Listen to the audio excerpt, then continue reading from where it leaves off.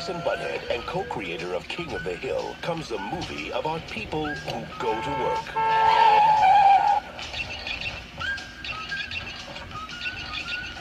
Who are part of a team. And remember, next Friday is Hawaiian Shirt Day. Okay, I could set the building on fire. Who respect their boss. We need to talk about your flair. Well, I have 15 pieces on. 15 is the minimum. Brian, for example, has 37 pieces of flair on today. And a terrific smile.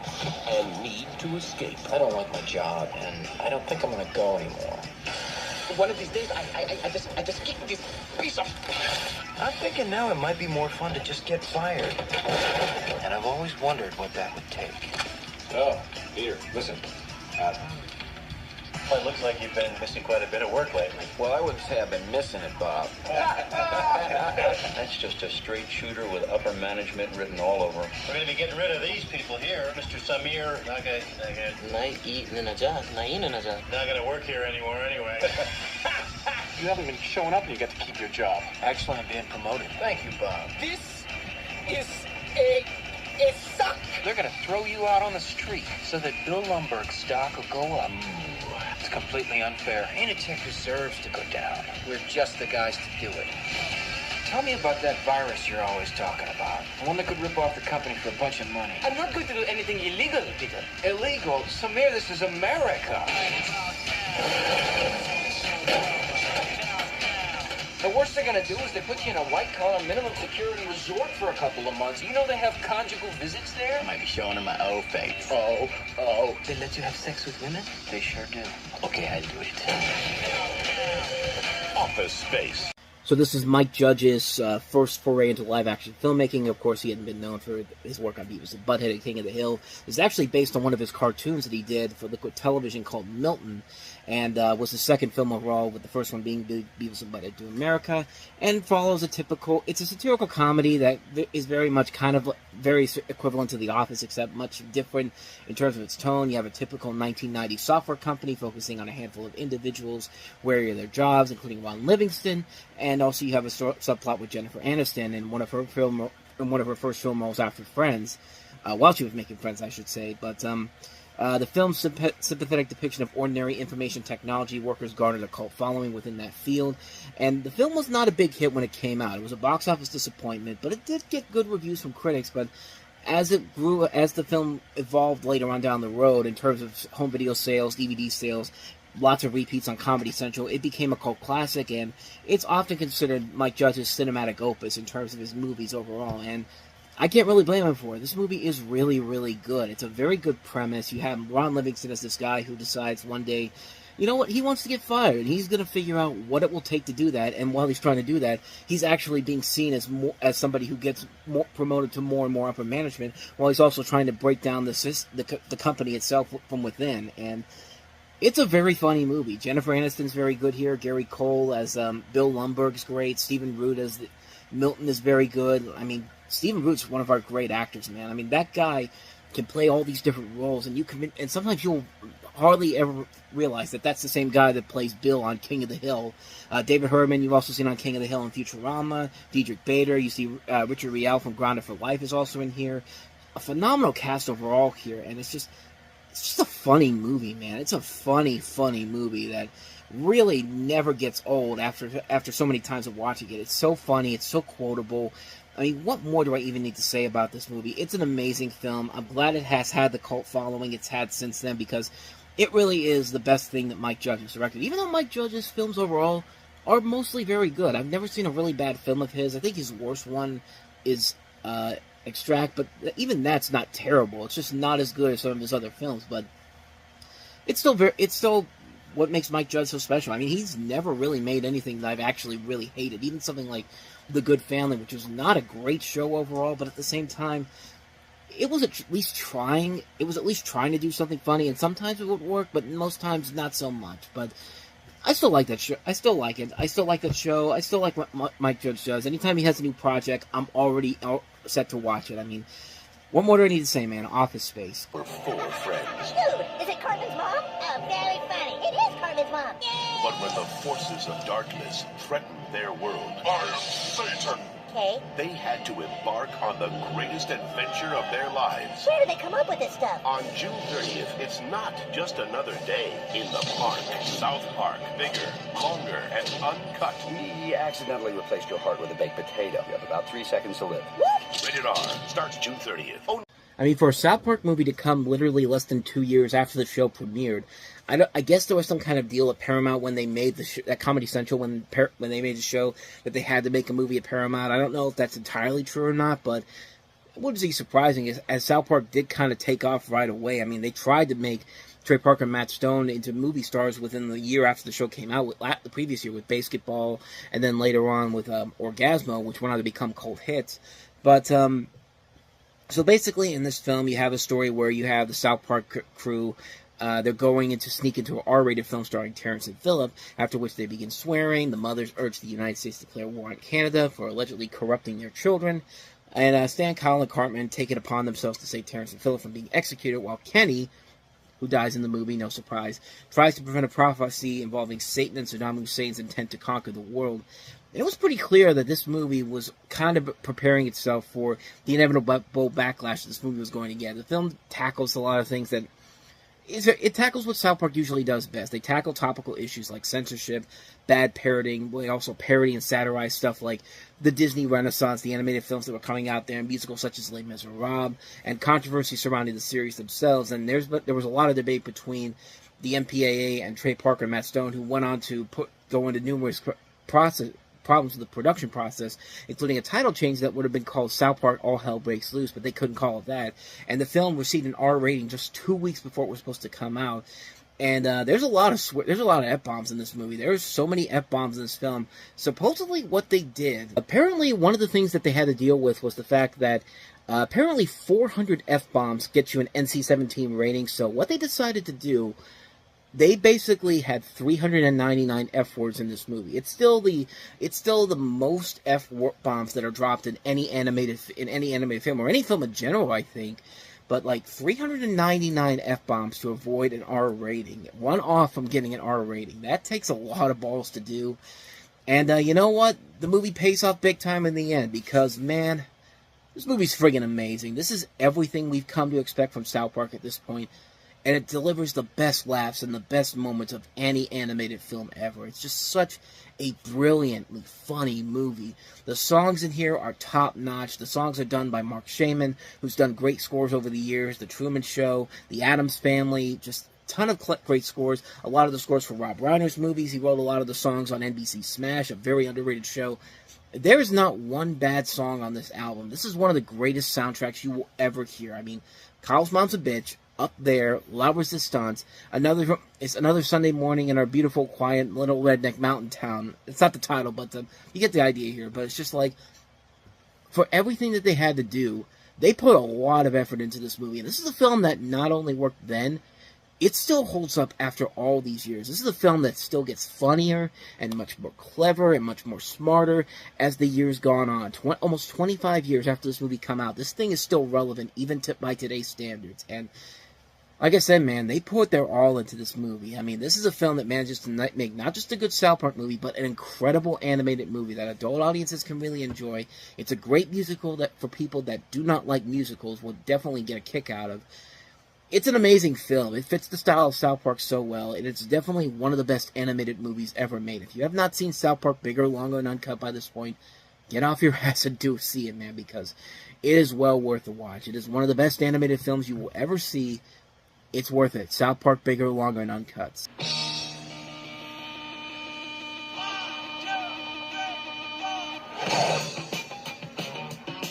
Are we shooting people or what?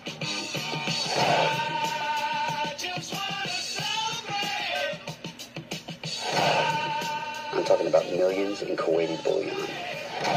You mean them little cubes you put in hot water to make soup? No, not the little cubes you put in hot water to make soup.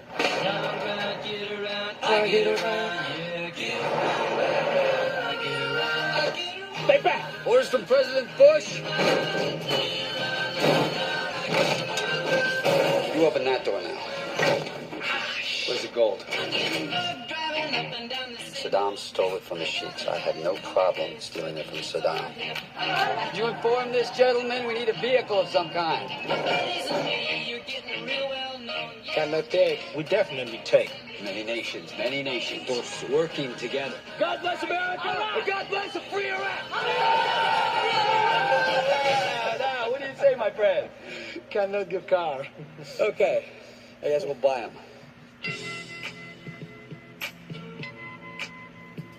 We can't take you to the Iranian border. Then we don't have a deal. We just saved your life. We saved yours. Something happening here. We can help these people first, and then we'll be on our way. Bush told the people to rise up against Saddam. Now they're getting slaughtered. Warner Brothers presents George Clooney, Mark Wahlberg, and Ice Cube. Hello? Honey, it's me. Troy? Oh my God! When are you coming home? Well, I'm working on that right now, baby.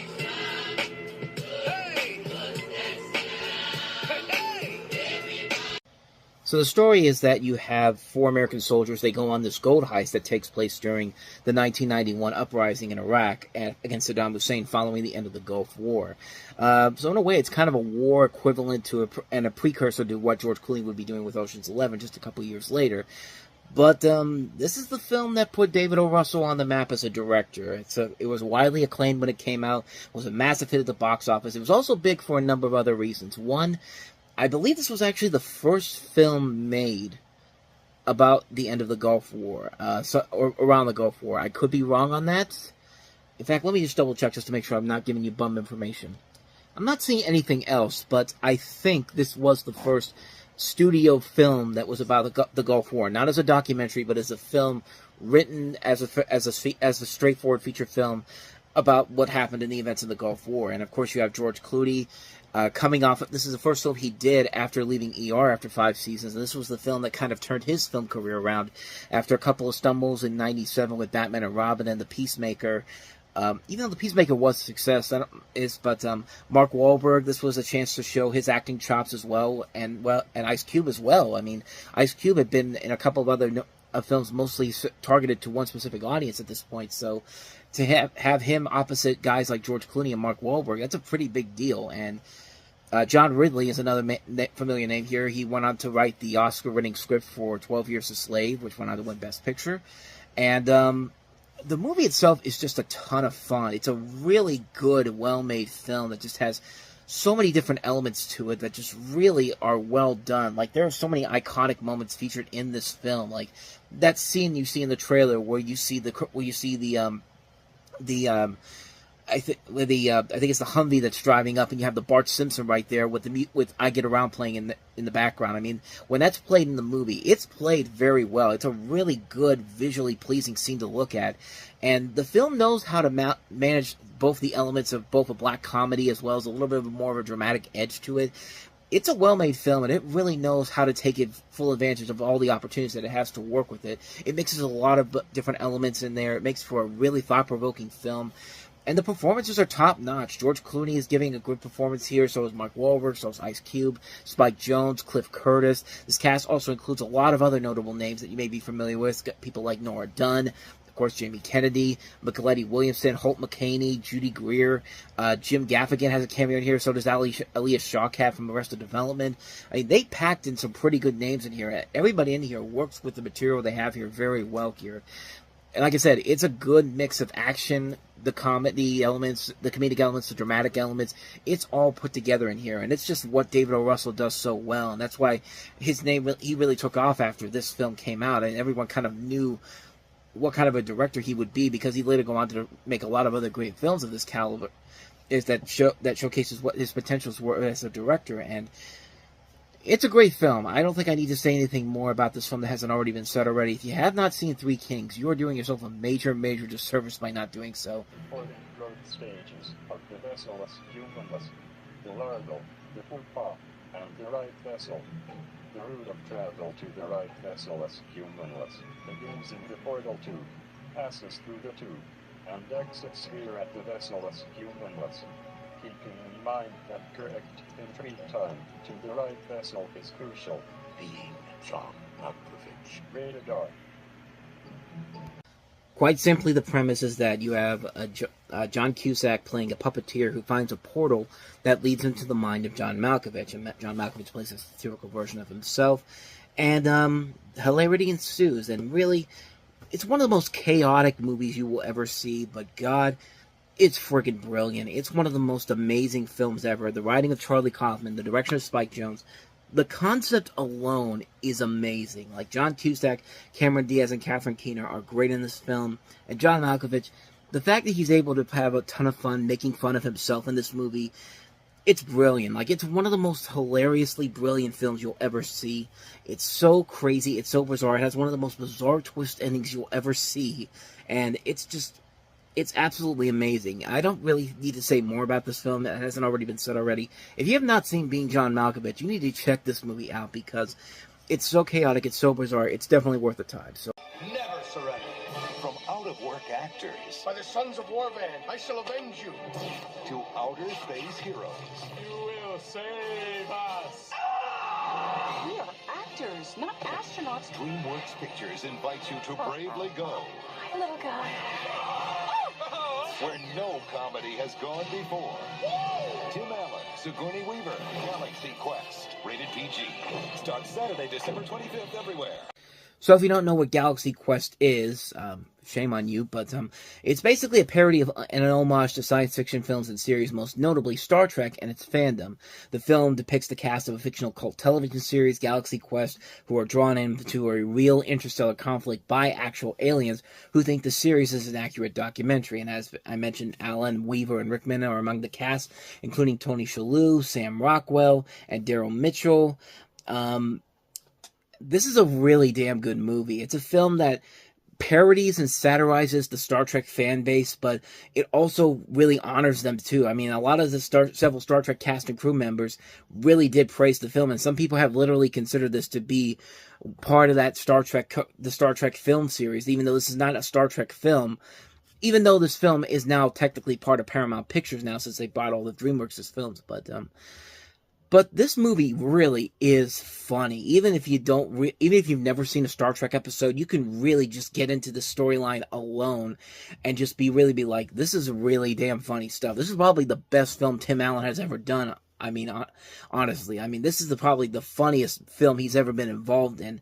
The writing is top notch. The visuals still hold up even after all these years. The casting is incredible. It's just an amazing, amazing film, and it did not get the proper respect it did back then. It was kind of the perfect sum up of the year. All these great movies that came out in 1999, and you have all these. Some of them were a lot of them were big hits, but then you get these little gems that did not get the proper respect at first, but later went on to have cult followings in the years since then. This film definitely has had that legacy, and it's well deserved. It's a well made film. I can't recommend this one enough. If you have not seen Galaxy Quest, do yourself a favor and watch it, man. It's definitely worth it in the end.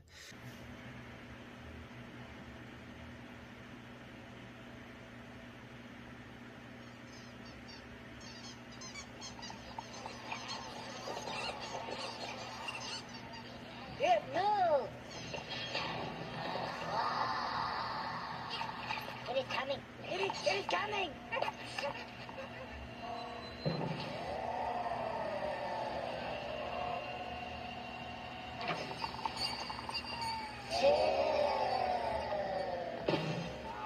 Howdy, folks! It's good to be back! Greetings. Wait. Stop it, Bill. Is he in this too? Excuse me, Pullstring Boy. What would Toy Story 2 be without Buzz Lightyear? A good movie.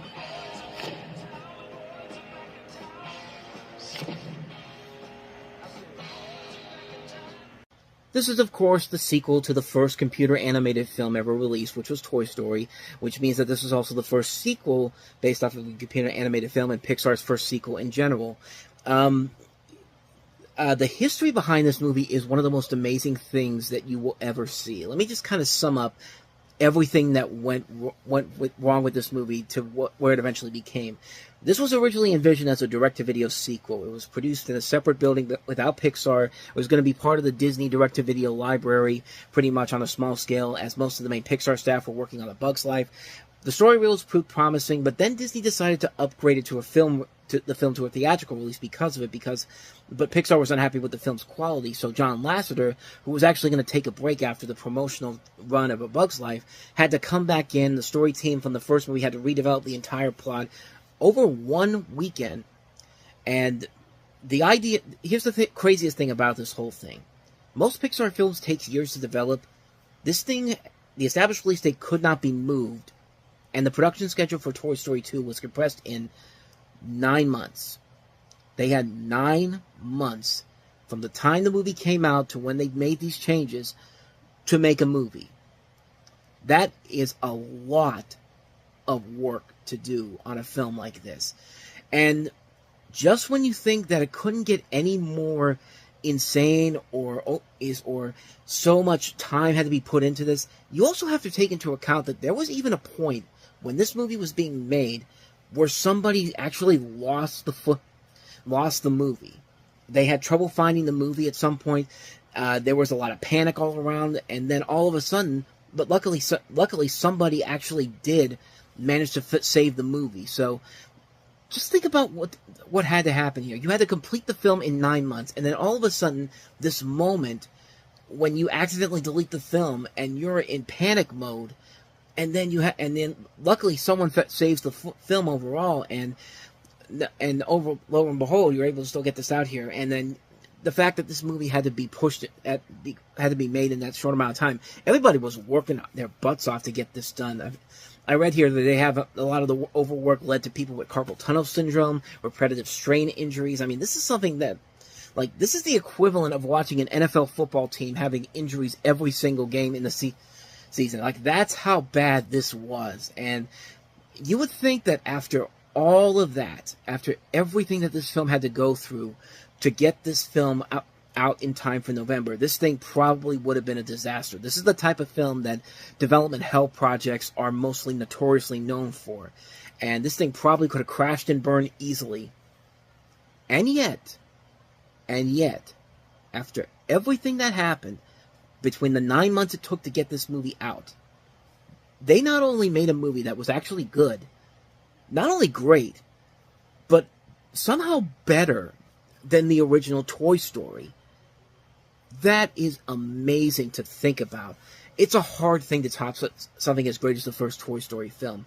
When you take into consideration that they had half of the original film already finished, canned, had to restart a year before the film's release, and then had that moment when everything was gone for a few minutes, for a few days, and then for a little bit, and then all of a sudden you get it back on track. The fact that they were still able to make this one of the best sequels ever is an impressive feat for a studio that was only making computer animation for 4 films at that point. Pixar hadn't even been making computer animated films for less than a decade, and this was their biggest task to handle, and they pulled it off big time here. So that is incredible stuff here. And I basically told you that story without even telling you what the plot is, and you probably know what it is already. But basically, Woody is stolen by a toy collector played by Wayne Knight, prompting Buzz and his friends to rescue him, and Woody's tempted with the idea of immortality in a museum when he realizes that he's part of a TV show from back in the 60s with Stinky Pete and Jessie, both played by Kelsey Grammer and Joan Cusack. Good Lord, that would be much different if it was John Cusack. But a lot of the same people are back from the first movie, and most notably, like I said, Cusack, Grammer, Estelle Harris playing Mrs. Potato Head is added here. Wayne Knight as the toy collector. Jodie Benson as Barbie, which apparently had a hard time getting into a movie until the Margot Robbie film did. But somehow for the longest time, this was the only Barbie that a lot of people had, like over 20 years, and this was the only one that they had. But like I said, man, this is an amazing sequel. The fact that they had all that going on behind them, and they were able to come up with a story that not only really works and gives the film a lot of maturity too. There's a lot of good emotional moments in here, like Jessie's song, the song that she sings in the movie when she talks about her original owner. And like you kind of, and there's a point where you do want Woody to really think about this. Like, does he really want to go back to being with Andy's toy?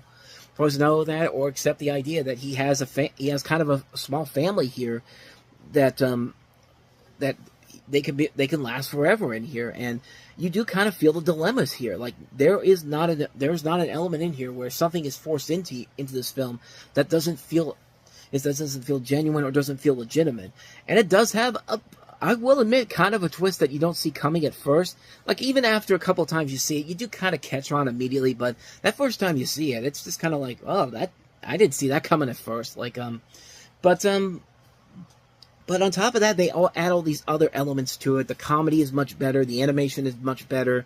The storytelling is much better. The music is great. Randy Newman does another great job with the score. This is a phenomenal film. I mean, it's amazing how the Toy Story series had 3 great films that somehow got better and better and better with each film. And even with Toy Story 4, which I know a lot of people really did not like, but I still like it. I still consider that kind of a bonus film to the Toy Story series. No, it's not as good as the other 3 films, but it's still a really good film. And it does serve as a nice serviceable conclusion for Woody's storyline in that film. At least I thought it did. But yeah, Toy Story 2 was a massive achievement on so many levels, from the fact that it went through all that trouble in production to have it come out as the great film that it is. That takes a lot of balls to get that done within 9 months, and you got to give the guys at Pixar a lot of credit for making that happen. And because the hype of the film was so strong, the film did massive gangbuster numbers, went on to gross $500 million, won a Golden Globe for Best Motion Picture Comedy at the Golden Globe Awards. This thing could have easily been nominated for Best Picture at the Oscars, but of course Toy Story 3 later went on to do that. But, I mean, it's a classic film. It's a classic film on so many levels. I mean, what more do I even need to say about it? Toy Story 2 is one of the great animated films of all time. The fact that it surpassed the achievements of the first film is amazing, and not much more you can say about it. Toy Story 2 is a massive achievement on so many levels, and one of the best animated films you'll probably ever see. Toy Story 2, if you haven't seen it by this point, for God's sakes, go out and see it. Stop what you're doing and go find it somewhere. Go to Disney Plus and watch it. I mean, there's so many different ways to watch this movie. Just go out there and watch it if you haven't seen it already, which most of you probably have, but there's probably that one person out there that hasn't, so get out there and go see it, man. Jeez. How much can you know about yourself? You've never been in a fight. What? From the director of 7. I was stuck. You want me to prioritize my current reports? Yeah. This is your life, and it's ending 1 minute at a time. Gentlemen, welcome to Fight Club. And then I met Tyler Durden. The first rule of Fight Club is, do not talk about Fight Club. Wow. Nice. You're going to start a fight with a total stranger. That's not necessary. And Tyler, we trusted. We gotta take Fight Club up a notch. That hurt.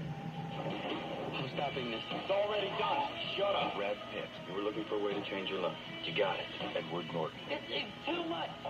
In the end, you will thank me. Wow! Wow! Fight Club. Rated R. October 15th, only in theaters. Insert your obvious "don't talk about Fight Club" memes right here. I mean, this is a movie that when it came, I'll start off by talking about the premise first. You have Edward Norton playing this unnamed narrator who is discontented with his white-collar job, so he forms a fight club with the soap salesman Tyler Durden, played by Brad Pitt. He becomes embroiled in a relationship with an impoverished but beguilingly attractive woman played by Helena Bonham Carter. And of course, if you've seen the film, you know what the twists are and all that type of stuff. This was a very interesting film for a number of reasons. The studios, 20th Century Fox, put this movie out. The executives did not like the film, and they restructured Fincher's intended marketing campaign to try to reduce anticipated losses on the film. They actually premiered this film at the Venice International Film Festival a month prior, and then the film came out. It was the #1 movie in the box office when it came out, but it didn't meet the expectations I guess the studio had in mind. I guess they were still trying to hope for another 7 type of success, and actually received polarizing reactions from critics when it came out, and it was considered one of the most controversial and talked about films of the 90s.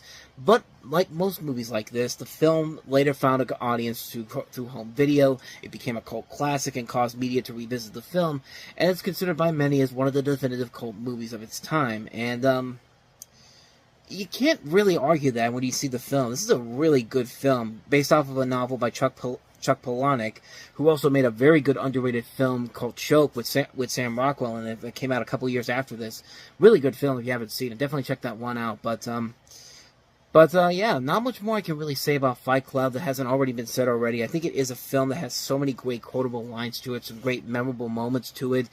it's a film that just really, really holds up over time. And even still kind of holds up even by today's standards. Some might even say that's a little bit ahead of its time. And you can definitely tell that Fincher took a lot of inspiration from some classic films like James Dean and A Rebel Without a Cause and, of course, The Graduate.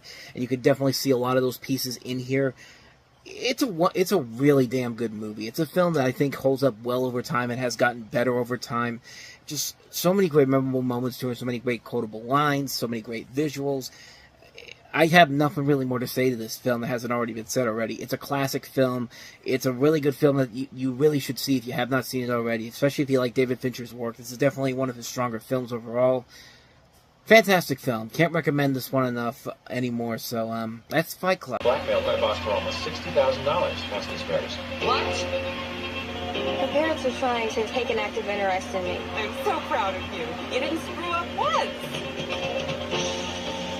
Oh my God. It's a psycho next door. I didn't mean to scare you. I'm just curious. Why does he dress like a Bible salesman? Oh, I see. You think you're the only one who's sexually frustrated. Well then, come on, baby, I'm ready. There happens to be a lot about me that you don't know, Mr. Smarty Man. This is for your own good, boy. Yes, sir. Don't give up on me, Dad. Sometimes there's so much beauty in the world. I feel like I can't take it. Can you bring out the absolute worst in me? Smile, you're at Mr. Smiley's. You are so busted.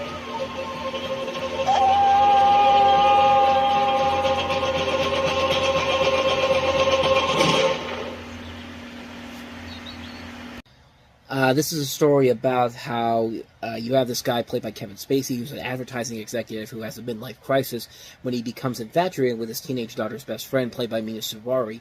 Annette Bening plays his wife, who has an affair with Peter Gallagher, and Thora Birch plays the insecure daughter who ends up having a relationship with the next-door neighbor, played by Wes Bentley. You also have Chris Cooper, Allison Janney. This is a film that went on to become a big hit when it came out, and then eventually won 5 Academy Awards, including Best Director, Best Actor for Spacey, Best Original Screenplay for Alan Ball, who later go on to make 6 Feet Under, Best Cinematography for Conrad L. Hall, and Best Picture of the Year, which one of the few times the Academy Awards got it right, because this was a really good film when it came out in 1999. It's very questionable, the stuff that happens in this film nowadays, and yeah, I'm not going to sit here and try to pretend like the stuff that's happened in the 20 years since then has kind of hurt the film's overall legacy since then. Of course, the big thing is that Kevin Spacey, of course, was at the height of the Me Too movement. He was, as it meant to many critics and one of Spacey's accusers, to find uncomfortable parallels between his character and Kevin Spacey in real life. But the big difference in this movie is that, yeah, Kevin Spacey is a sick, twisted person in the film, and yeah, he's close to actually having sex with this teenage girl, but in the end, he doesn't do it. I mean, I guess that's something that you could say towards the film, and like, basically, he doesn't do it because she said she's been a virgin, and he's taken aback by that and realizes that his existence was a veil for her innocence, and he can't continue with that. And yeah, I know a lot of people can take that the wrong way nowadays, but watching the movie again not too long ago, I still think this film holds up, is still a very good film. At times it doesn't hold up very well, but just the artistic style of this movie just is so pleasing to look at. Some of the visuals in here really are impressive, and you have a great cast overall in here. I mean, Kevin Spacey plays the scumbag role very well here. He has a lot of great lines in the film, and yeah, it's easy to see why he won the Best Actor Oscar for this. Annette Bening has a great job of having to combat with him throughout for some of the best lines in the film, and she's really good in the film. I think this is the film that made people realize that Annette Bening really is a damn good actress, and she really can hold her own against somebody like Kevin Spacey. Mina Suvari, Thora Birch, they're very good in here. Wes Bentley is decent in here. His character probably is the weak link of the film, because he really just doesn't have a whole lot to do in terms of the overall story, and he doesn't really have much of a relationship with Thora Birch in the film. It's a film that really is described as, a lot of people, academics say that it's describing satirizing how beauty and personal satisfaction are perceived by the American middle class. Further analysis on this has included stuff like romantic and maternal love, sexuality, materialism, self-liberation, and redemption. And yeah, you can definitely see that in this film. I'm not going to be one of those people that say that's not a good film even after all these years. This is still one of my favorite movies of all time, and like Kevin Spacey really is very good in the film, despite everything that's happened to him since then. You can't deny that this guy is a damn good actor. Yeah, he did a lot. He did a lot of things that he'll probably regret later on down the road when nobody's really given him any acting roles to do. But I mean, he's really good in the film, and he really shows why he deserved to win the Oscar for this film. It's a funny movie. It's a well-made drama. It's a visually pleasing-looking film. I love this movie. I mean, I still love it after all these years, even after everything that's gone on in the decades since then. I still really enjoy this movie a lot. American Beauty is one of my favorite movies from the year, and I'm glad it won Best Picture. I still think it holds up. I think it holds up for the majority of it, even after all these years, and it's still a really good film. I highly recommend it. Where the rainbow ends, those two girls, who were they? What in the hell are you talking about? I don't think you realize what kind of trouble you were in. You've been way out of your depth. If you only knew. Eyes Wide Shut, rated R. Starts Friday, July 16th at a theater near you. I have seen one or two things in my life, but never anything like this. What in the hell are you talking about? I don't think you realize what kind of trouble you were in. You've been way out of your depth. If you only knew. Eyes Wide Shut, rated R. Starts Friday, July 16th at a theater near you. I mean, honestly, I pretty much have said everything I need to say about this movie. It's one of my favorite films of all time. I just talked about it on the Reviewing Network Talks About it. If you want to check that out, I'll put a link to it in the corner. But, there's really not much more I can add to this film that hasn't already been said already. It's one of my favorite movies of all time. I love the visual atmosphere of it. I like the performances of Tom Cruise and Nicole Kidman a lot. I like the questions that the movie asks of. It's a long movie, and it never really feels bored. You never feel boring. You never really feel like you're wasting your time with it. You get so invested in what's going on in the film itself, but like I said, I don't really have much more to say about this one. Not because I haven't seen the film; I've seen this one multiple times, but mostly because I pretty much delved into everything that I've already had to say about this film. It's one of my favorite movies of all time, and like I said, if you want to see what I had to say about it, I'll put a link to the previous video I did in the corner here. But like I said, not much more to say about this one, so we can be really quick on that one. Eyes Wide Shut, one of my favorite films of all time. So.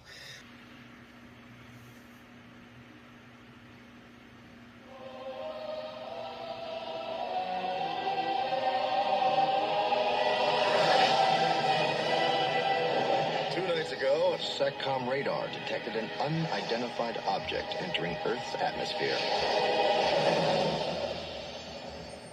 Invaders from Mars. Some assumed it was a large meteor or a downed satellite. This is no meteor, gentlemen. This is something much more dangerous.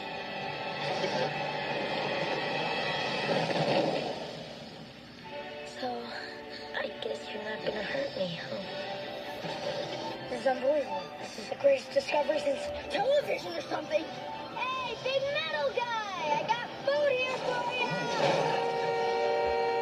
Like a giant robot, I am now the luckiest kid in America! Banzai!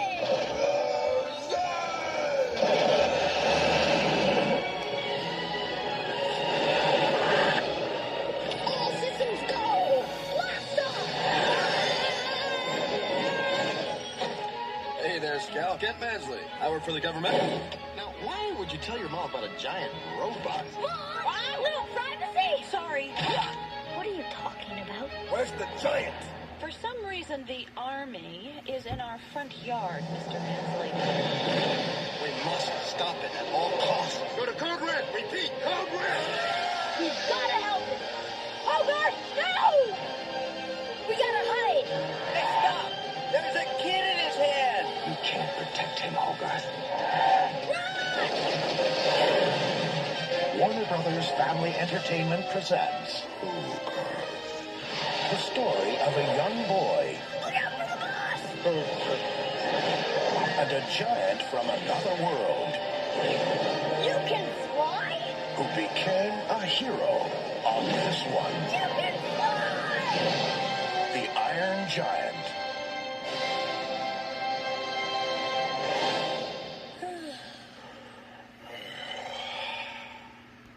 Honestly, I don't really want to go too much into this because we're going to eventually get to this when we get to the episode of the Reviewing Network Talks About, where I talk about this film and my top 30 favorite films of all time. This is actually number 19 on that list, so we're about a couple weeks away from that. So I'm going to try to sum up my thoughts on this movie just quickly here. So you basically have the story of this kid named Hogarth, who's raised by his mother, played by Jennifer Aniston, who's the widow of an Air Force pilot. He discovers an iron giant who fell from space, and with the help of a beatnik named Dean, played by Harry Connick Jr., they have to stop the U.S. military, and a federal agent played by Christopher McDonald, beautifully well by Christopher McDonald. From finding and destroying the giant, the Iron Giant takes place in 1957, October of 1957, in the state of Maine during the height of the Cold War. And just again to sum up my thoughts in here, because I want to save a longer review for when we do the Reviewing Network Talks About episode here. And I mean, really, there's not much more that really needs to be said about this film that hasn't already been said already. It has a great voice cast. Eli Marienthal playing Hogarth, Jennifer Aniston is great as Hogarth's mother, Harry Connick Jr. is great, Christopher McDonald, John Mahoney, Vin Diesel. Surprisingly really good in this film. Like, everyone thinks of him now as Fast and Furious, but his best characters are characters where he doesn't really have a whole lot to say, or just one word to say, either when he's playing Groot on Guardians of the Galaxy or the Iron Giant. I mean, it all works incredibly well here. The characters are great. The relationships they build are very nicely done. The script is very well written by Tim McCandless, directed by Brad Bird. Phenomenal job, of course. The animation is top-notch.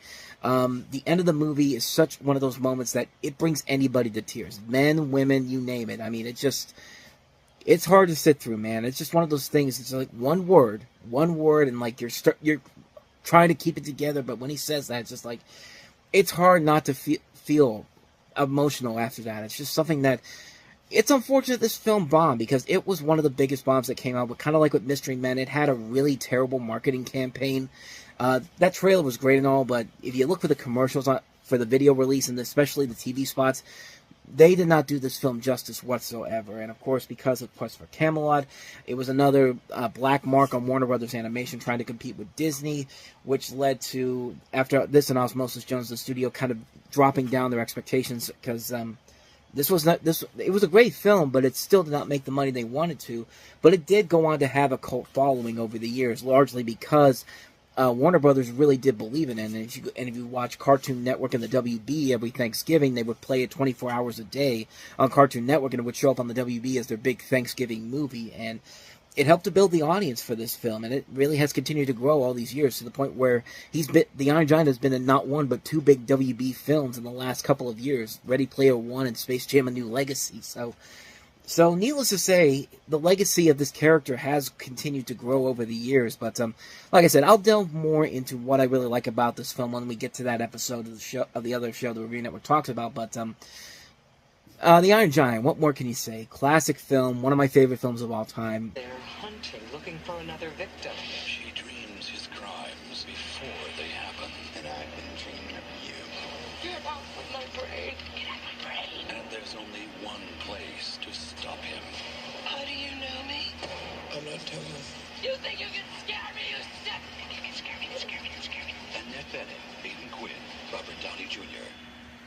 In Dreams, rated R. So you've got Annette Bening playing this housewife who's married to a pilot, played by Aidan Quinn, and their little daughter Rebecca is their pride and joy. But when a stranger kidnaps a girl, Claire dreams about the man, but Detective Jack Kay ignores her concerns. He's played by Stephen Ray, but when Rebecca disappears during a school play, Claire learns that her visions were actually premonitions, and she is connected to the killer, played by Robert Downey Jr., through her dreams. She has a nervous breakdown, tries to commit suicide. Her psychologist, Dr. Silverman, sends her to a mental institution, and soon she finds out that her husband will be the next victim of the serial killer. Furthermore, the serial killer was interned into the same cell in the hospital where she is. Will Claire be able to save Paul? I mean, I think that's pretty obvious on what's going to happen here. It's the film that has some interesting visuals to it, has a good idea to it as well, but, I mean, it's just a film that just really does not have a whole lot there that makes it kind of stand out. I mean, Robert Downey Jr. plays a character whose name is literally Vivian. I mean, and they don't make it, and they basically tell you that they're basically telling you that this is not a female character. This is a character that is, or at least I'm assuming she's not a female character. If they did, they did a pretty terrible job of convincing you otherwise. But the film is just a cluttered mess. I could see the potential where they're going for kind of a more serious Nightmare on Elm Street, where you have Robert Downey Jr. as a different take on as a different version of Freddy Krueger in a way, but it just doesn't deliver on the final process when it's all said and done. And Neil Jordan does a pretty good job directing this for the most part. The script just isn't there. It just gets way too confusing. There's not a whole lot there to really make it worth it in the end. And there's just a lot of good talent here just being wasted on here. It's a film that had potential to it, but is largely just forgotten pretty quickly. Crashed and burned at the box office too.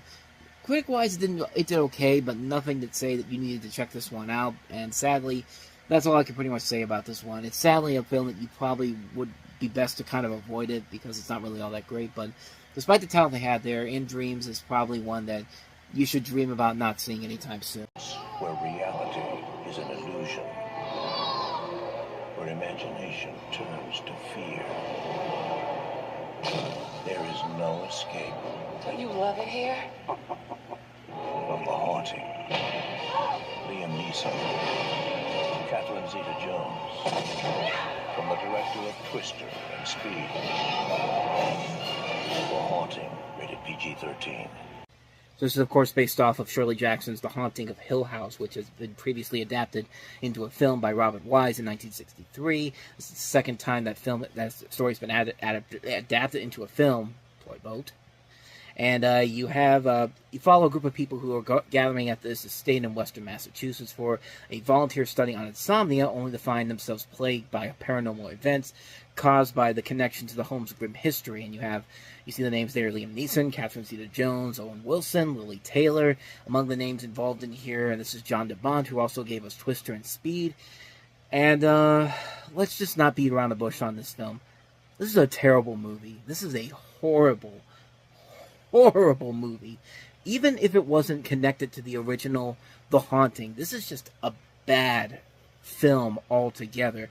And yet it really couldn't have been that way. Like, this originally began as a collaboration between Steven Spielberg and Stephen King. I mean, just imagine what that could have been like if we actually had it that way.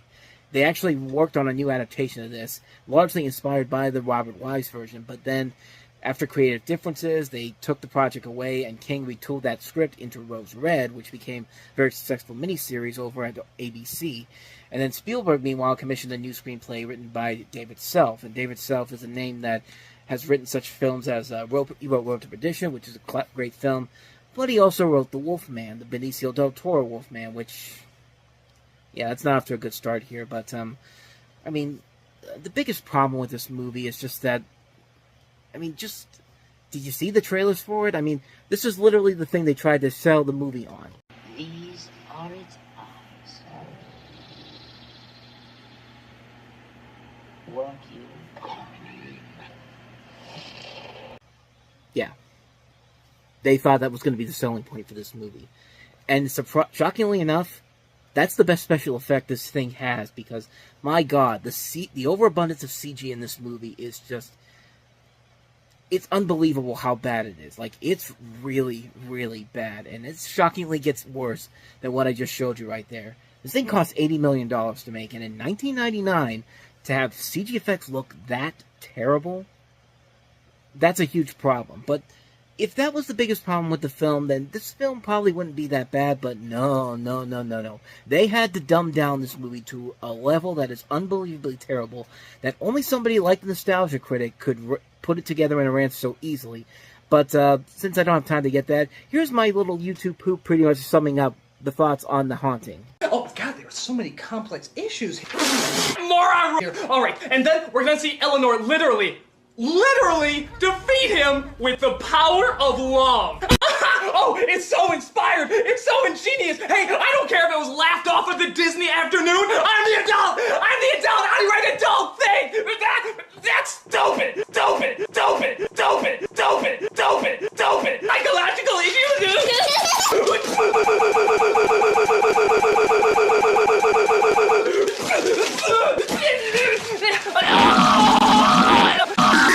Oh, yes, I'm the adult.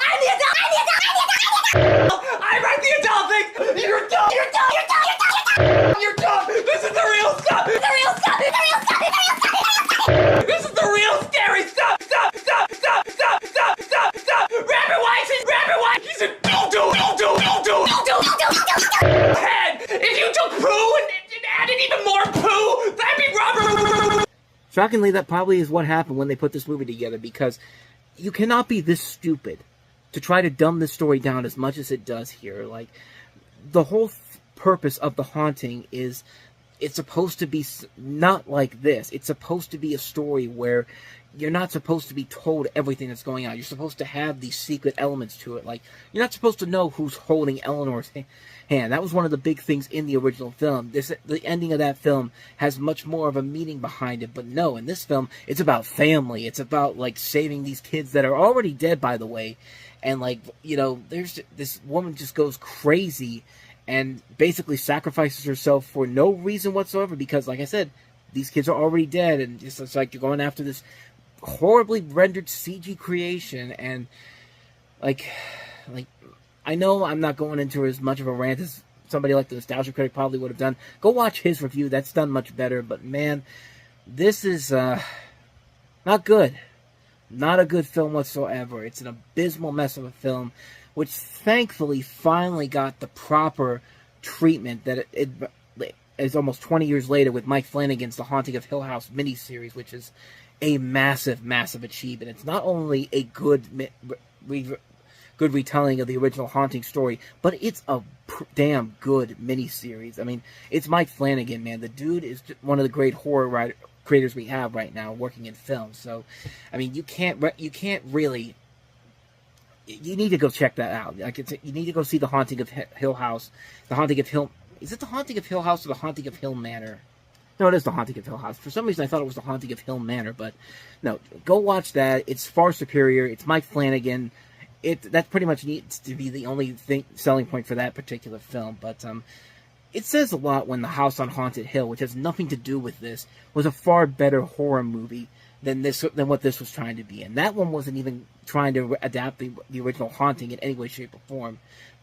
This is just bad. This is a really terrible movie, and just shows how much of a hack John DeBont is as a director. I mean, that pretty much sums it up right there. Like, guy's not made a lot of great stuff. Yeah, he made Speed, and he made Speed 2, a great guilty pleasure, but Twister, you know, this, actually, come to think of it, he's not done a whole lot as a director, and last thing he directed was The Cradle of Life, the Tomb Raider sequel, which was not great, but at the same time, yeah, it wasn't anything up to the levels of Speed. But bottom line is, avoid The Haunting at all costs. Avoid it like the plague. Let's just why don't we move on? He will walk among us. He was chosen to bear his child in search of an innocent soul. I've come for my wife. Now it's one man's fate. I'm afraid. Not too late to protect her. What are we gonna do? Let's go to the end. How can you expect to defeat me? I am forever. End of Days. Rated R. Now playing. Okay, first of all, that trailer lies to you, because in the trailer they make it seem like Robin Tooney, the woman that he's going after, Arnold Schwarzenegger's going after, is his wife, which is not the case at all if you saw the film. Second of all, why the hell are you releasing this on Thanksgiving weekend? Why does anybody think that an R-rated movie like this is going to do well on Thanksgiving weekend, where as far back as the box office it goes, kids films, family films, they do the best big budget epics that are PG-13. Those are the ones that make the most money at the box office, not the R-rated films. I'm looking at the list here, and I've yet to see one R-rated movie that opened up on Thanksgiving weekend that actually made a ton, that actually was a big hit and was the #1 movie at the box office. There might be some out there, but from what I've seen here, it's mostly Disney films, big budget studio films like Hunger Games, like that type of stuff. But and third, they took a great idea here that could have been so much fun and just a mess. So you have a story here where you have an alcoholic former New York police detective played by Arnold Schwarzenegger who, after he saves a banker played by Gabriel Byrne from an assassin, finds himself embroiled in a religious conflict and must protect an innocent young woman played by Robin Tooney, who is chosen by evil forces to conceive the Antichrist with Satan. As I talked about before with Stigmata, Gabriel Byrne is in this movie, so you could kind of consider this a sequel to that, because in a way he's kind of playing almost the same character he was in that film, except just make him not a banker in this film, make him the priest that he was in the last in Stigmata, and you could have easily had this connect in some ways. But let's get to why this movie doesn't work from the get-go. And the biggest problem with it is it takes an idea that should be awesome, Arnold Schwarzenegger going up against Satan himself, and makes it one of the most boring, pretentious pieces of garbage you will ever see. I could not believe how boring this movie was. It drags way too much. The scares are not that scary. The CG work in here is an abomination. And then it has to show in this knowledge that it's trying to be like how do I want to say this here? It's trying to throw in this smart satire here, where like one of the big things they talk about in the film, they have a priest played by Rod Steiger who's talking about 666, the mark of the beast, and it turns out if you turn it upside down, it's 999, as in 1999, and okay, where does the 1 go? Well, it doesn't matter because it's still 666. It's just like, come on, man, like you've got to be smarter than this. I mean, this is just pathetic. It's a pathetic film, and written by Andrew W. Marlowe, who would later go on to create Castle, which was a great success, but Peter Hyams is a great director. He's made a lot of really good films in his career. I mean, The Relic was a great film. Sudden Death. A lot of them came in this decade. Time Cop, Sudden Death, The Relic. Those were good, fun films. I mean, he's made a lot of great movies as a director, great, fun movies, but this, to take a concept that would be so cool to see, Arnold Schwarzenegger going up against the devil, and to make it as boring and as bland as this movie is. This thing's over 2 hours long, and it's some of the slowest, most ill-paced drama you will ever see. You don't care about any of these characters whatsoever. You don't like anybody in this movie whatsoever. It's just a mess. It's a friggin' mess of a movie. It's a mess on so many levels. The fact that this thing came out on Thanksgiving weekend, that they thought this was going to play well on Thanksgiving weekend, which, I mean, it didn't do so well here in America, but when you take in worldwide, it still made double its budget, so I guess there was an audience for it at least. But they probably never ever saw this movie again afterwards. I should tell you that I would never want to watch this movie again after watching it the first time. It's a bad movie. It's a really bad film. It just ruins what could have been a really cool idea, and just doesn't do anything worthy to it. It takes itself way too seriously. It doesn't just let this movie be what it should be. Arnold Schwarzenegger going up against the devil. Have some fun with it. You could be dark, have some dark humor to it, but have some fun with it. Stop taking it as seriously as it does in this film, and you would have something here. But nope. Not in this film. In a land far, far away, he was the king, and his word was law. Someday you too will know everything. When do I know that I know everything? When you are king. She's coming. The king's new school teacher. Let's show them something truly barbaric.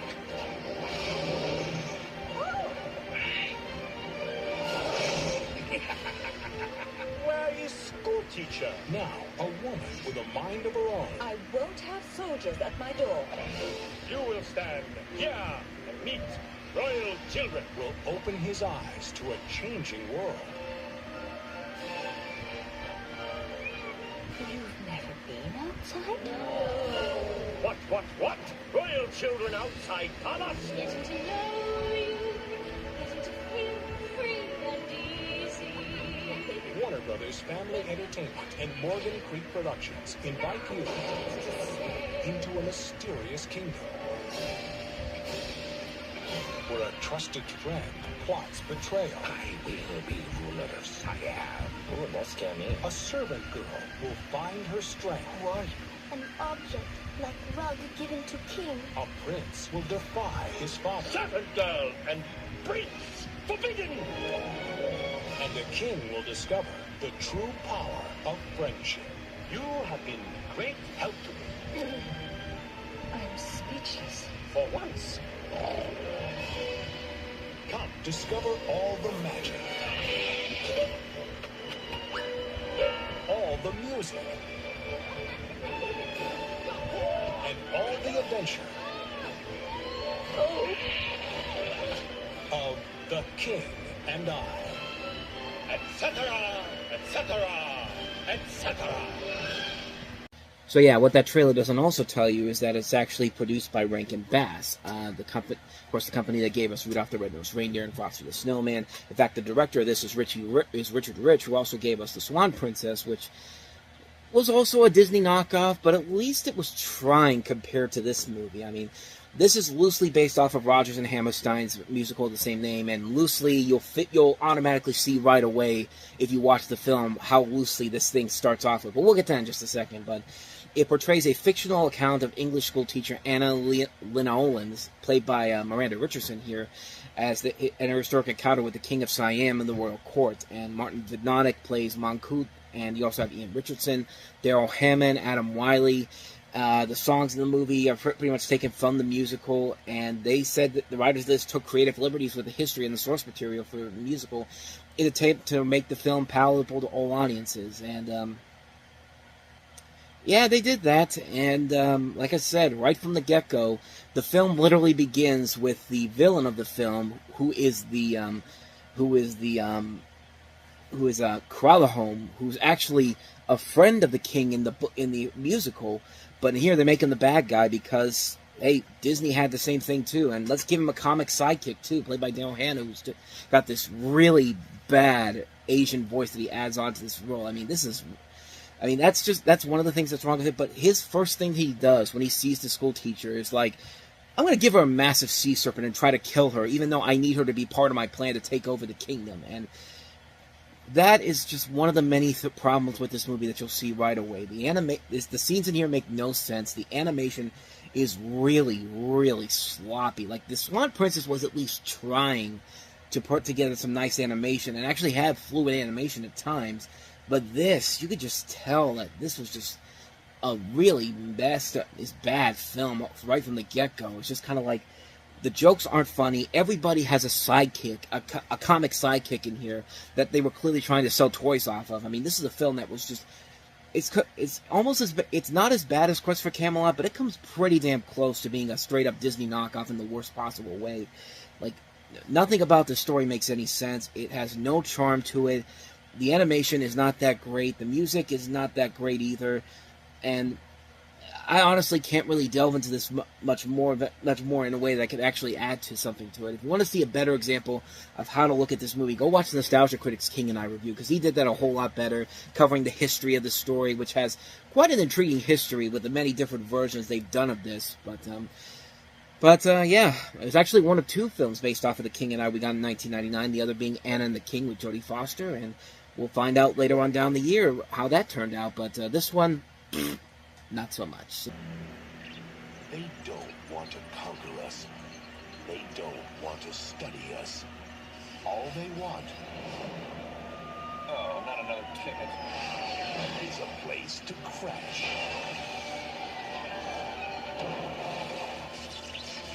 Now, an unsuspecting Earthling has a new roommate. Let me down! As you wish. And he's making himself part of the family. I don't believe we've met. Hi. No, he's a Martian. Martin? Yes, correct. Martin. Martin. Evidence of a spaceship, an alien in human form. I'm ready to blend in now. Isn't it wonderful? Tim, what are you doing up there? My Uncle Martin's in the hot tub, and I'm watching. What a strange family. But the more they get to know each other, the more it becomes clear. Everything okay, man? Zipper trouble. They've got to find a way to get Uncle Martin home. After that, quick, make it smaller! This spring... Hey, spaceman! I've been discovered. Easy. Sorry about that. Friendship You're a good human, Telltale. is making a world of difference. Now turn the other cheek. Uh-oh, we're in trouble. There! Come on! I see light ahead!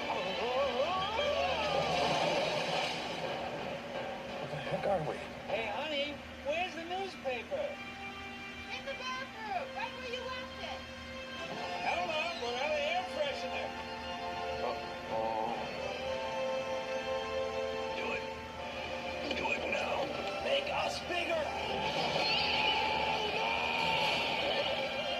Disney's My Favorite Martian.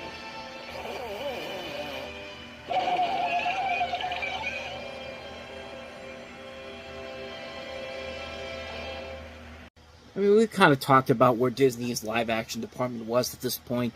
I mean, most of their movies ended up not being all that great. They were movies that really felt like they were trying to appeal to what the kids liked not at that point. So, not surprisingly, that trailer looked really, really bad. I mean, this trailer looked so bad that you thought there was no way that this movie was going to be good whatsoever. I mean, it did not look like anything that special, anything that interesting. And then the movie comes out, and then you finally get to see it like I did, and I'm coming out of it going like, I mean, I'd say it's much better than I thought it was going to be, but yeah, it's much better than I thought it was going to be. Not to say it's a great movie per se, but there is a lot more effort being put into this than I think a lot of people would give it credit for. This is basically based off of a television series of the same name. You have a story where you have this news reporter this news producer played by Jeff Daniels, who gets fired for helping this reporter played by Elizabeth Hurley. He basically, as he's driving one night, he finds a small spacecraft where he finds Christopher Lloyd as this Martian, and he thinks that this is his ticket to get his job back. And you also have Daryl Hannah in here, as well as Wallace Shawn, Wayne Knight, and Ray Walston, who was in the original My Favorite Martian TV series. And really, when I came out of this movie watching it, I was kind of like, that's a lot better than I thought it was going to be. So I actually looked at who put this together. This is directed by the same guy that did Richie Rich, and I actually really like Richie Rich, and you could definitely tell that he tried his best to actually make something fun with this. And also, the writers of this are Sherry Stoner and Deanna Oliver, who not only wrote Casper, but they were two of the big pieces for shows like Tiny Toon Adventures, Animaniacs. You know, they wrote these shows that I grew up with, and they really did put a lot of effort into this than I thought they would have. I mean, yeah, you still got those moments in there that seem, it's basically the generic family film, but then there are times when it actually is very clever. It's actually very smart. Sometimes there are some pretty funny moments. Like, of all the things I thought was going to be really funny about this movie, Martin's spacesuit, voiced by Wayne Knight, surprisingly had some of the best moments of the film. And it's weird, like, because right around the time we had Third Rock from the Sun, and you can definitely tell that there was a little bit of an inspiration taken from Third Rock from the Sun when they were making this movie. I mean, it's a lot more creative, it's a lot more intriguing. Some of the visuals really do look pretty amazing for a film like this. I mean, you know what kind of reminded me of? It kind of reminded me of the film that Disney had done before this, My G. Joe Young, a film that had a trailer that was not really all that great. It really wasn't all that. It looked like a generic family film, but it actually turned out to be a whole lot better than you would give it a lot of credit for. But Mighty Joe Young, I think, is a far superior film. I would put this as a passable movie. I'd say for a one-time watch, I mean, it's perfectly fine for what it is. You definitely get what you want. Christopher Lloyd, Jeff Daniels working off each other. Some really cool visuals overall. You can definitely tell the inspirations for not only Third Rock from the Sun, but also a little bit of Men in Black in there. I mean, it kind of feels like they're trying to do something like a Disney equivalent to Men in Black, and for what they did a pretty good job with it overall. It's a film that I would say is not terrible. It's not even that great. It's definitely something that, for a one-time watch, I think you get most of your money's worth from it. I don't know if you'd ever want to watch it again, honestly, but I will say it's a lot better than I think those trailers really let on. They actually did put effort into this film, and it definitely shows on here. I think they did a better job than they could have done possibly with this. I would say give it a one-time watch.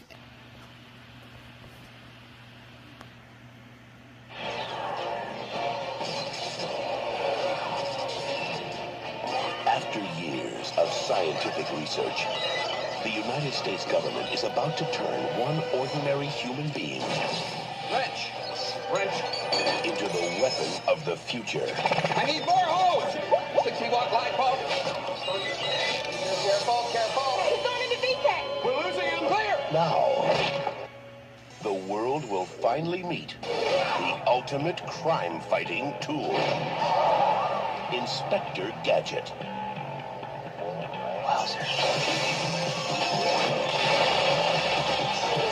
They will train him. Concentrate. Your mind and your body will become one. Okay.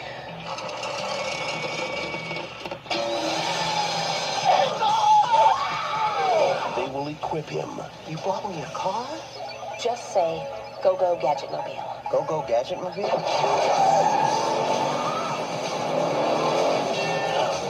They will make him I have to hit a couple of overrides. a better man.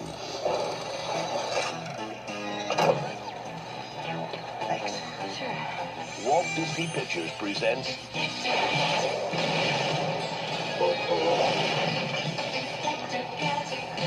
That's never happened to me before.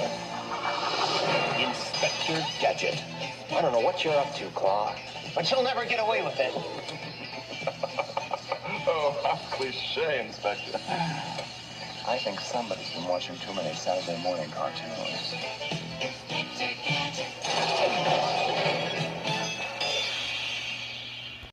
I mean, don't look at me. I'm not the one that made this movie. And by the way, Rupert Everett, why am I seeing you right now? You're supposed to be in cloak. Like, the only time we're ever supposed to see Dr. Claw is with his claw hand, and that should pretty much tell you everything you need to know about how bad this movie is. This is loosely based off of the 1980s TV series in which a man played by Don Adams is gifted with these abilities after he gets... is basically here you have the origin story of Inspector Gadget played by Matthew Broderick, which isn't really a bad choice for this, as he attempts to foil an evil plot concocted by the series villain, Dr. Claw, and basically he ends up getting into an accident, and he basically gets the $6 Million Man treatment where he's given all these gadgets and all that, and it would have been so easy to just make a simple film based off of that, but not this film.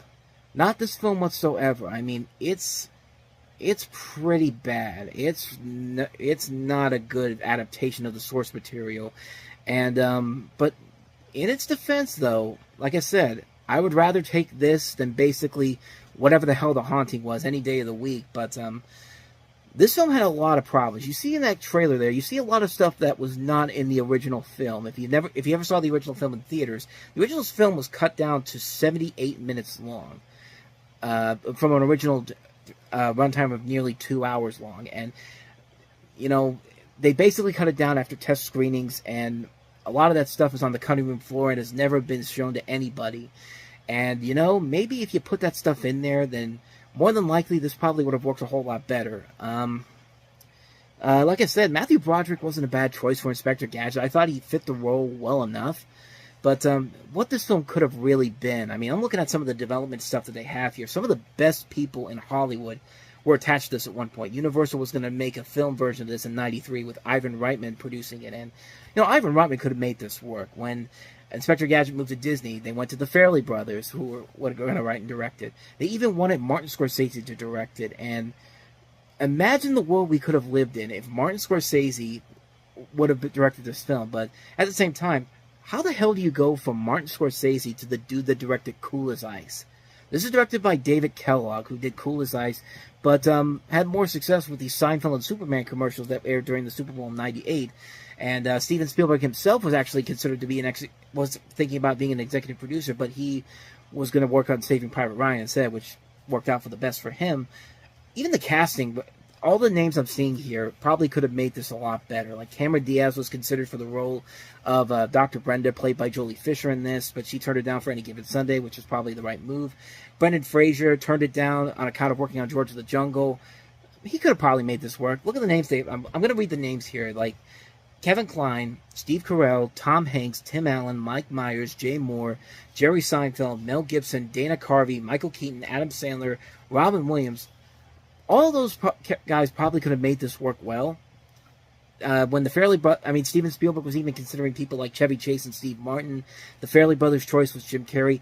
All these names here could have made this probably a much more interesting film. In fact, Lindsay Lohan even turned down the role of Penny, who's played here by Michelle Trachtenberg from Harriet the Spy. She turned it down to work on The Parent Trap. They had Eddie Murphy, David Alan Grier, and Chris Tucker considered for The Gadget Mobile, and Tim Curry, James Earl Jones, Willem Dafoe, Jack Nicholson, John Lithgow, Tommy Lee Jones, Dennis Hopper, possible for Dr. Claw. Louis C.K. actually even auditioned for a role as a police officer. All the things that could have made this movie really, really cool, and we got this instead. A film that's just gonzo nuts all over the place, but at the same time, it's kind of a guilty pleasure for me, and I don't know why it is. I think it's because of the fact that I have this thing, you know, when films like this are filmed in my near my hometown of Pittsburgh, Pennsylvania, I kind of have a little bit of a soft spot for it. I mean, I like Striking Distance. That's a terrible movie, but I love that film because of the fact that it's Pittsburgh. Like, you see Pittsburgh in '93 in there. Same thing with Groundhog Day, except Groundhog Day is a fantastic movie on its own rights, but I don't know. To me, it's just kind of like, you know, I mean, I see this film, and I know it's bad. I know it's not a good movie, but I can't help it. I just have a little bit of a soft spot for it, really. I just feel like it's a film that there's something about it that just makes me realize that there's something about this I kind of like about it. I know it's not a good film. I know it's not a great film. I know it's not even there's not even a whole lot of good laughs there, but it's just kind of a guilty pleasure for me. I just can't really I can't really say why I like it so much, but not even so much. It's just like I don't see myself hating it as much as everybody else does. But like I said, probably because I have a soft spot for it to be shot in Pittsburgh, and I do like Matthew Broderick in the role of Inspector Gadget. I just wish everything else about this would have been much better. Everything from the casting of Rupert Everett as Dr. Claw. Like, the one thing you should never ever do is show the villain who's notoriously known for just being shown on screen as the Claw. That should have been the first red flag for this film when they said, we can't do that because nobody's going to see who Rupert Everett is. Like, you missed the point altogether. You missed the point altogether by doing this. And, yeah, D.L. Hughley as the Gadgetmobile, by the way, is not that great either. I'm sorry. I like D.L. Hughley, but this was just not up to his levels of the talents that he should have. But yeah, it's certainly not a great film, but I kind of have a little bit of a soft spot for it. That's Inspector Gadget. Welcome to a house where the normal routine. Good morning, everyone. The raspberry flapovers will be out in a moment. Is anything but. The kitchen is closed. The Muppets are back. They all had their place in the world. Except for Gonzo. I've always wondered where I came from, who I am. Hey, Gonzo, don't you think you ought to take a little break? You're starting to freak out the neighbors. Now, he's about to find out he's not alone.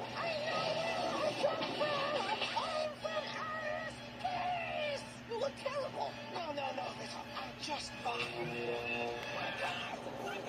People of Earth, do not be alarmed. Get ready for alien contact. So come here. My Captain Alphabet is sending me a message. He said, are you there? Are you sure it didn't say, are you nuts? Close encounters. And other shocking moments. I should go change it up. The mothership is calling me home. The mood is tense. My hair looks great. Let's go get Gonzo. Rescue me and take me in your... I'm the alien. This guy's a freak show. I'm gonna hurl. Columbia Pictures and Jim Henson Pictures. Now, who wouldn't put too much gunpowder in the cannon? Take you where no Muppet has gone before. This is Miss Piggy with the UFO Alien exclusive. What? Hello, this is my story. There he is.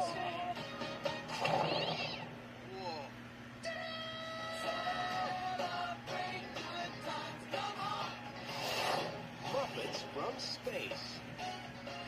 No nostrils. How do you smell? Awful.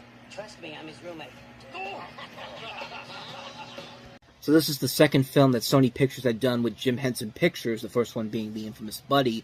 But this was supposed to be the movie that was supposed to put them in the forefront, like get them out there as a serious contender in the major in like a studio, like to really because they got this, and also Elmo and Grassland would come out the following year, and this one was actually not as well received as you would expect, but we'll get into that in just a second here. But the story here you see is that After Gonzo receives messages from his breakfast cereal, he determines that he's an alien, and he's trying to contact his alien brethren, but is captured by a secret government agency determined to prove the existence of extraterrestrial life, and it's up to Kermit and the gang to rescue Gonzo and help reunite him with his long-lost family. You have the actors of Jeffrey Tambor, Pat Hingle, Rob Schneider, Andy McDowell, Ray Liotta, F. Murray Abraham, David Arquette, Josh Charles, Kathy Griffin, Hulk Hogan, who was going by Hollywood Hogan at the time. And right from the start, you could pretty much tell this movie was not going to be as successful, and it was kind of a downright mess because, according to Brian Henson, the film was planned by the Henson Company to be released in February of 2000, but Columbia Pictures wanted this to be one of the big summer movies, so they basically had to rush production on this.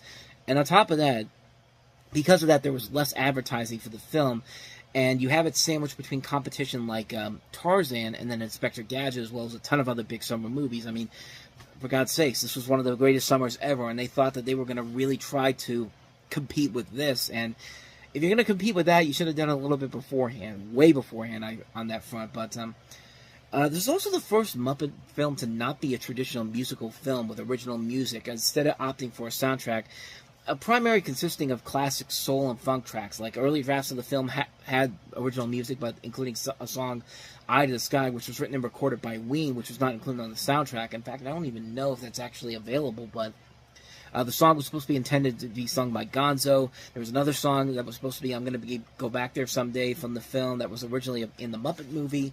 The song was also dropped, and they basically just used these classic songs on there, and I like a good classic soul and funk track, but I go to the Muppet movies to hear some original Muppet music, and this one just didn't really have it. And third, you could just tell that nobody involved with the Muppets wanted to be a part of this. I mean, you look at the trailer again, you see that total lack of caring from the people working behind the scenes. In fact, Frank Oz himself said it didn't turn out the way they were hoping for.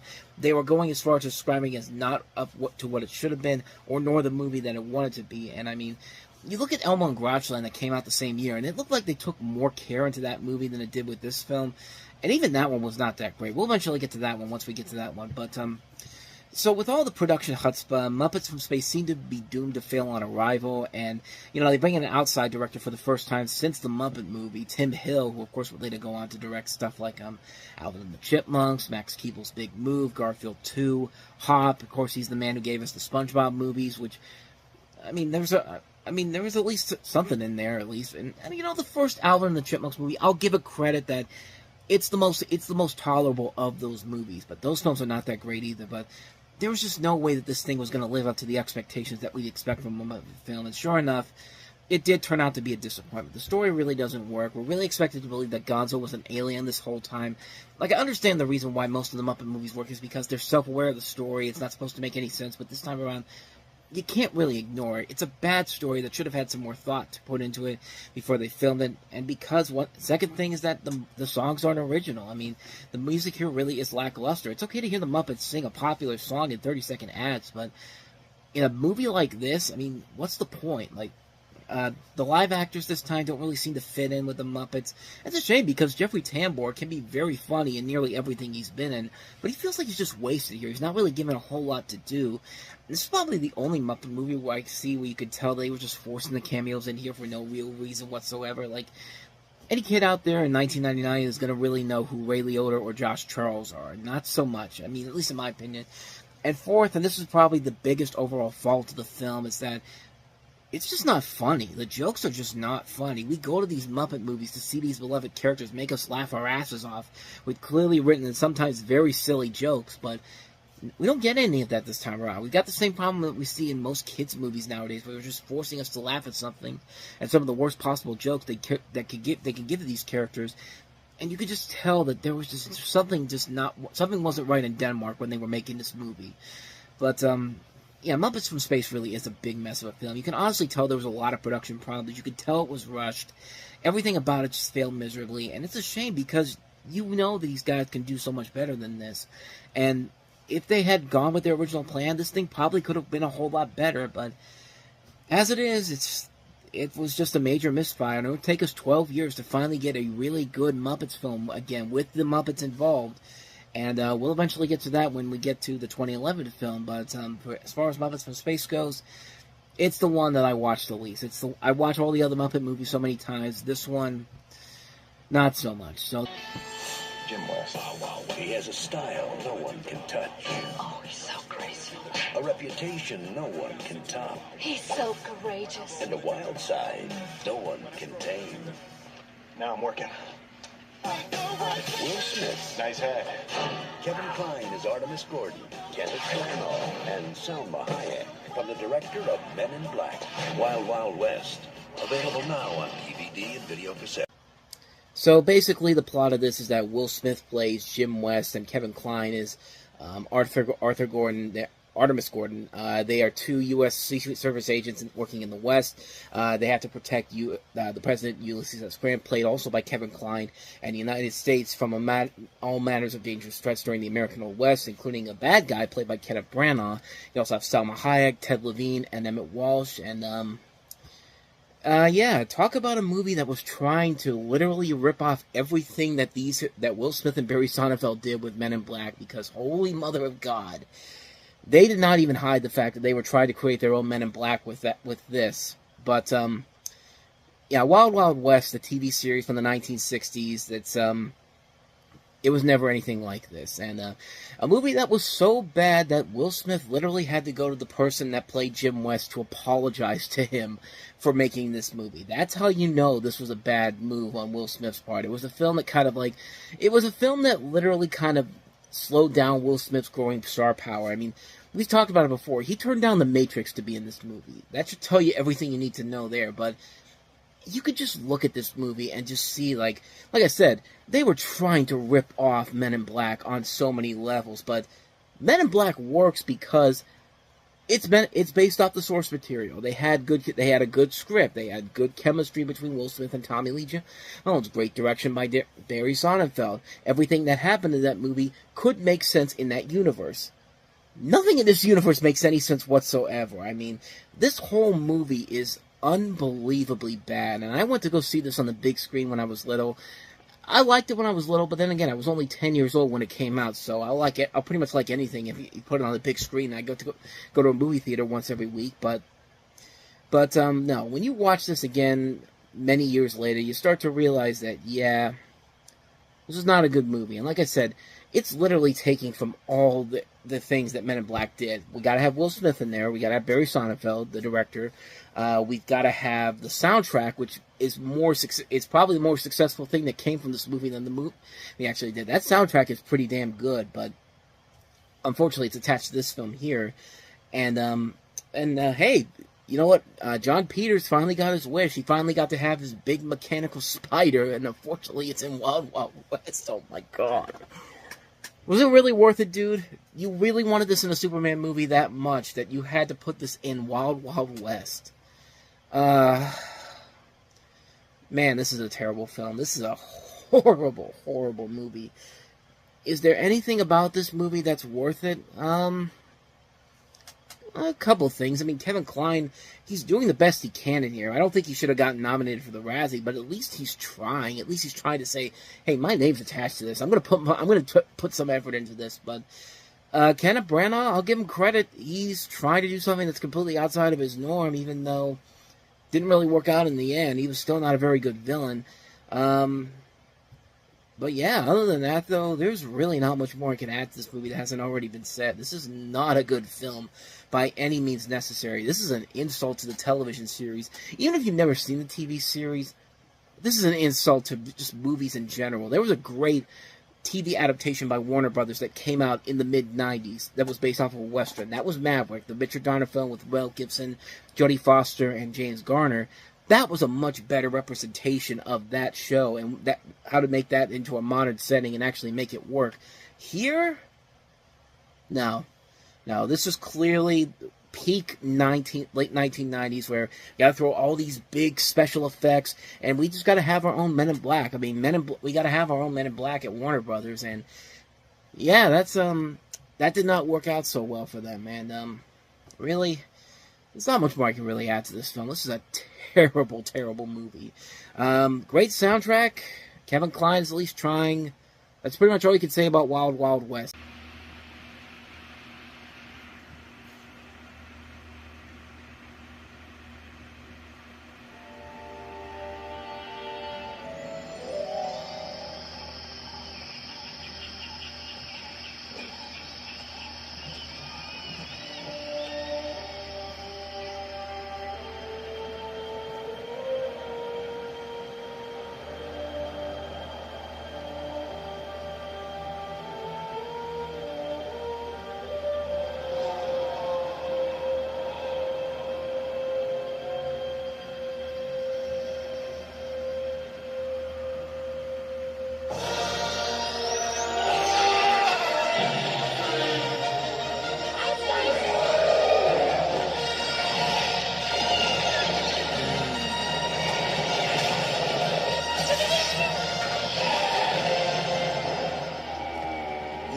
to the prophecy of the one who will bring balance to the Force. You believe it's this boy? He can see things before they happen. He can't help you. The Force is unusually strong with him. It was meant to help you. Anakin! Tell him to take off! Will I ever see you again? What does your heart tell you? Are you sure about this? Trusting our fate to a boy we hardly know? Anakin Skywalker, meet Obi-Wan Kenobi. I sense much fear in you. The boy is dangerous. They all sense it. Why can't you? Fear is the path to the dark side. Fear leads to anger. Anger leads to hate. Hate leads to suffering.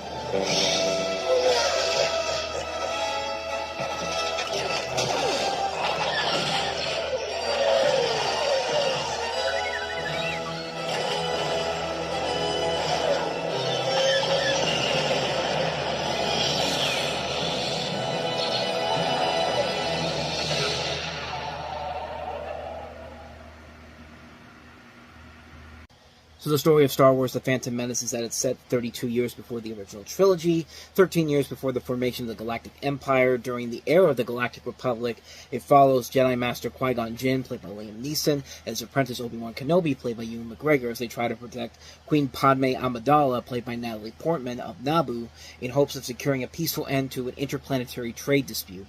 And joined by Anakin Skywalker, Jake Lloyd from Jingle All the Way, a young slave who has unusually strong natural powers of the Force, they simultaneously contend with the mysterious return of the Sith.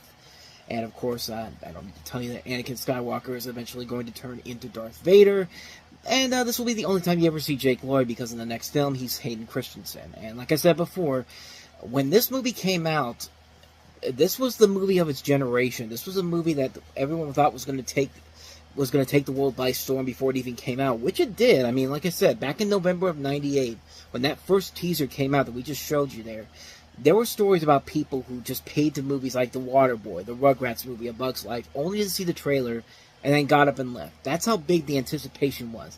And when the movie came out, the overall general reaction from a lot of people was that they really liked it. It was a film that was highly praised. Siskel and Ebert did, Roger Ebert, I would say, well, it was still Siskel and Ebert even after Gene Siskel died, but Roger Ebert did a full episode with, I think, a bunch of other critics for doing The Phantom Menace. I think he also did the same thing with Eyes Wide Shut, too. We'll get to that one later on in the year, but you're going to see some reactions here, and I want you to pay close attention to the last guy here, because that's pretty much going to tell you everything you need to know about the legacy that this movie has had since its release. So watch this, then pay close attention to the end. This is a huge deal for me. I was sick from school today. I want to be the guy coming out of the theater. It was great! You know, that's who I want to be. I thought there was going to be people here already, and it turned out there wasn't. And I was like, wow, I'm the first one. Well, it's Star Wars. It's like the original trilogy was just so phenomenal.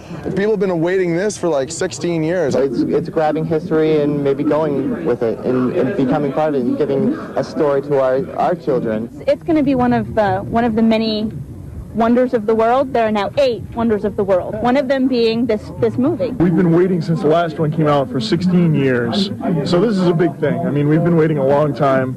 It's time to get back into it. It's the event of the whole thing. I've been waiting 15 years since Return of the Jedi came out to see the prequel. There's no way it's going to be a disappointment. Are there any of you that think this is going to be a lousy movie? I feel like, I don't know, like it's exciting. It's going to be going to the first show of like Phantom Menace, and I don't know, that's all I can say. Thanks. 10 loved it, 7 liked it or thought it was okay, and 2 are no longer Star Wars fans. Fantastic. Go see it as quick as you can. It was better than all of them. I think the lightsaber battles were the greatest. It was good, dude. It was really good. So worth it. So worth it. They're gonna love it. They're gonna go nuts. It was amazing. I couldn't get enough of it. I want to see it again already. It was amazing. It was everything I thought it was going to be and more. Non-stop. Non-stop. Non-stop. I can't wait to see it in 3 hours. I'll be lining up straight in the line again. A lot of action, a lot of noise. It was cool. I thought it was fantastic. Yeah, it's really good, must say. I think it's going to be the hugest thing. The hugest thing. It was intense. It was incredible. I loved it. It was awesome. We got tickets for the 9 a.m. show. We're going to stick around and see it again. I thought it was better than Return of the Jedi, personally, so did a good job. I like the special effects. I thought Lucas did a really good job. I think that little Anakin Skywalker, and everyone's going to say it, stole that movie. Thumbs up or thumbs down? God, I'd put my feet up if I could. It's fantastic. Good special effects, good story. Lives up to the originals. A very good movie. I believe the kids are going to love it.